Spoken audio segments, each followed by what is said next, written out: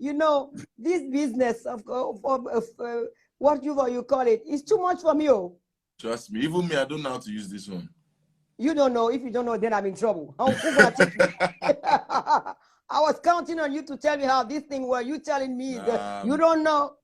No, I'm just as bad as you, man. That's not good. We can't hang out together like that. How are you, boy?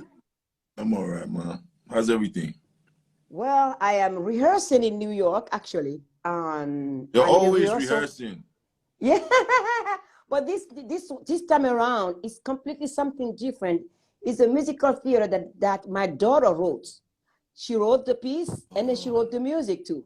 So I'm working on it. She wrote the music too? Yeah, she's good. I didn't know that. Oh man, if you both meet, I'm dead. That's the end of me. Yeah, nothing will stop you guys. I'm gonna grab your mother. We're gonna go. Okay, let's go. Let them work. So it's about time you meet my child, though.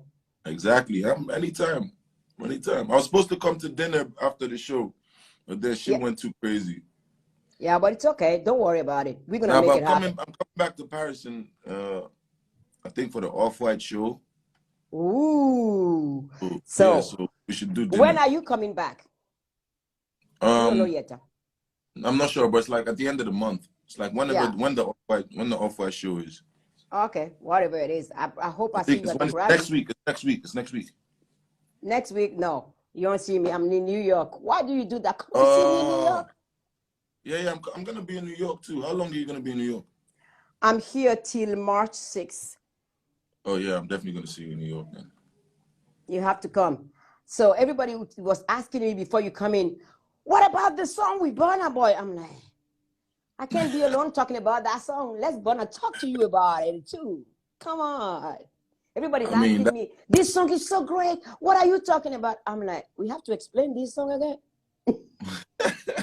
I mean, the song basically explains itself. Yeah. That's what I said. Yeah, it's a very uplifting song, and it's a song. It's basically my favorite song right now. So, yeah. Me too. Everybody's asking about what is the inspiration of the song. I'm like, it's Burna Boy.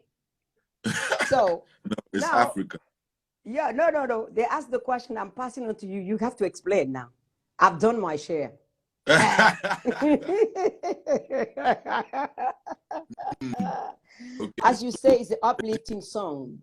Yeah, the whole theme of the song is, you know, the pride of being African and being who we are. You know, pride of taking it to where we're taking it to. Yeah. You know, and also looking left and right and seeing supporters and seeing those who don't, you know, but it's gonna happen regardless because we're tough like steel and metal, you understand? Yeah. So yeah, I mean, you're right about it. That's what I was saying. We are not proud enough of who we are. And it's something that really breaks my heart because we have so much potential. We are so talented. It's crazy. And it's mind-blowing that we ourselves doubt ourselves. We shouldn't be able to doubt ourselves. We should just go saying, okay, here we are. We're taking it all. You like it or not, we're here. Exactly. But that's what we're doing now. You get me? That's what it's time for. That's what this song represents. So yeah. We have a theme song for it now. It has, yeah. Yes, I'm so happy we have that song. You know, for years since I've started my career, it has always been that most of the time I will feel like I am the only one carrying this on my shoulder. And I was dreaming of a day where a new generation gonna come and show really the African I've been talking about for so many years. And it will be absolutely clear and non-apologetical at all. And this song is just exactly what I've been saying for so many years. And now people can hear it day in and day out, sleep in it, dance on it, eat on it, love on it, whatever. We are who we are. We are proud of it. Yeah, most definitely. You know, so I'm very honored to, you know, to be a part of it. And yeah. But how do you discover my music actually? Me? I never asked you the question. From my mom. From my sister?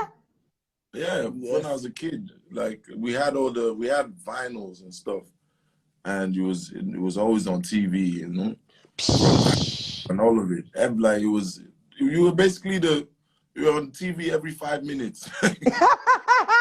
Yeah, like when I was growing up as a child, you know. So yeah. Wow. I'm glad your mom was smart enough to put you in contact with my music. I love it.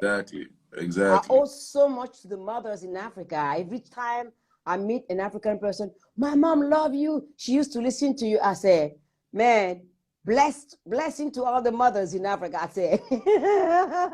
Definitely. Funny enough, there's actually this funny story, right?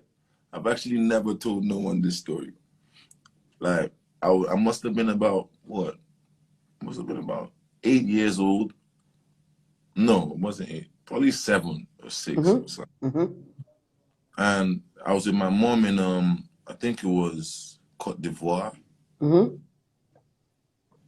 in Côte d'Ivoire, at some hotel called, I think it was Mercure or something like that. Mercure. Yeah, that's what it was called at the time.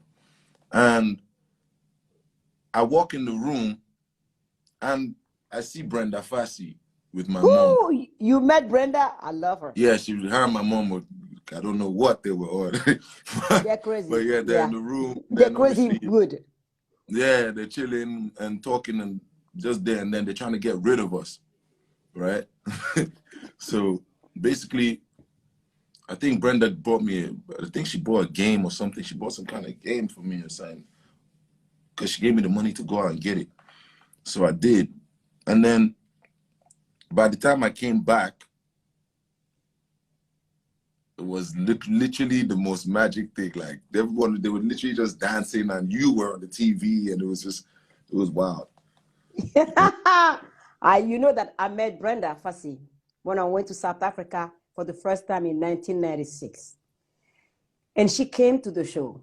She walked into my dressing room and she go, I can't believe I'm seeing Angelique. And then she fell on the ground.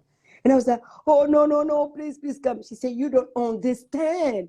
I said, well, you don't understand how much I love your music too. Because when Brenda came in, I felt less lonely. I'm like, yes, look at this energy, man. Look at this voice. I was running around. I'm like, oh, and people look at me like, you are going crazy because of Brenda Fassie? I say, you don't understand. She's come from Africa, and she's she was doing a legend. It. And I'm telling you, I was raving about it. People look at me like, this woman is crazy. I say, I'm not crazy. You don't understand. You can't You understand both had that. the same haircut at the time. Yes, we did. Yeah. But hers, when she went crazy, she bleached the eyebrows, even like the hair on the private.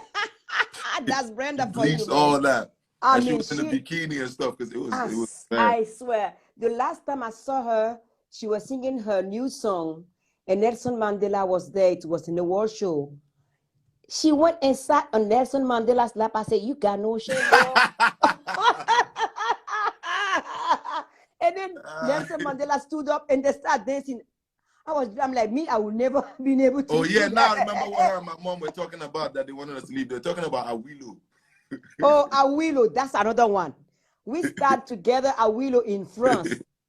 That guy, he came in, he was such a ball of energy, and he has a different way of seeing his music. He has a different mindset. And I'm like, yes, every time I see an artist from Africa doing his stuff in a way that he just blew out, I take pride in it, brother. Yeah. It makes me proud so much because I've been taking so much heat, so much, all the stuff that, I mean, at some time I'm like, oh man, please, can somebody help me out here?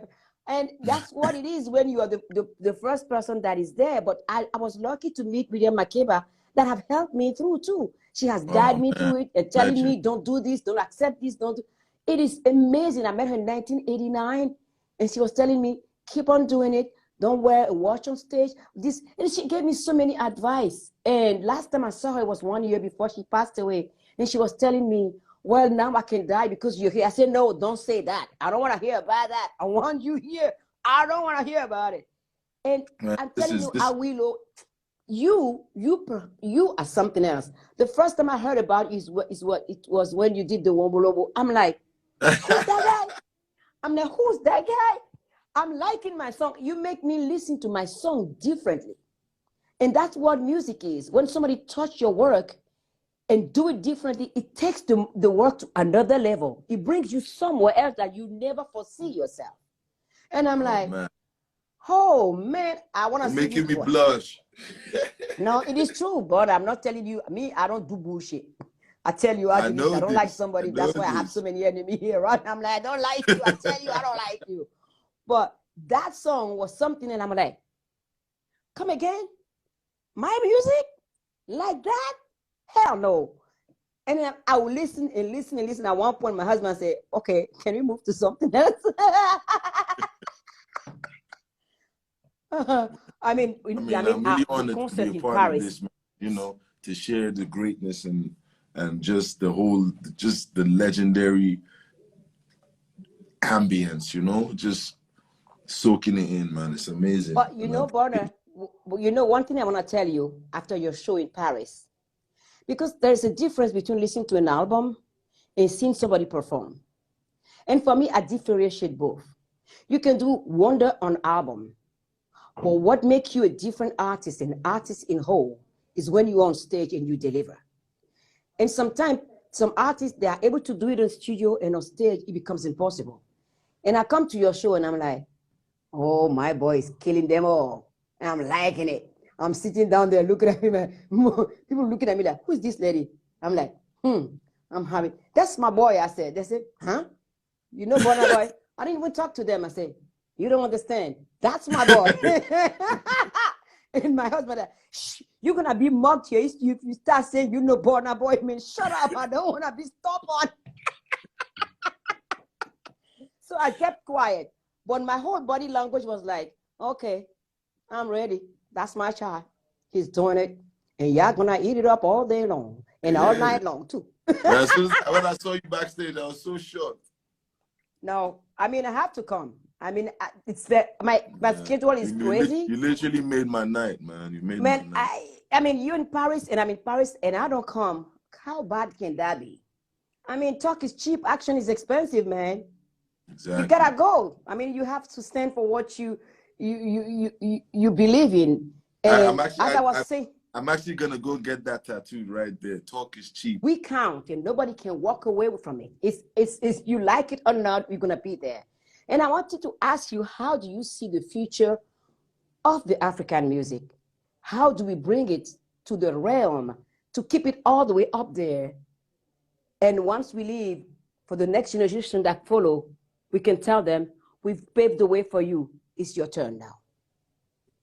I mean, I feel like it's already happening. Like, you know, it's on the right track right now, because even the younger ones that are coming up right now, something crazy, you know. Yeah, so, and I mean, I'm very proud, and I know it can only get better. I don't think there's any way we can go backwards at this point. You know. I agree. I agree. 100%. Good. But other than that, there's no way for us to go backwards. No, we can't. Going backward is not in our DNA anyway, so. Exactly. Backward. We don't do backward. We do. It's not. We do forward and we rise. And we hit and quit. I love it.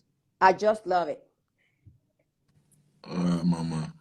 I love you, Ma. Me love too. You so much. Be good to yourself. Until I see you again. Take care of yourself. Which is very and enjoy soon. Life. Yes, let's do that. And I can't wait to see your mom too. We need to have some conversation about fashion.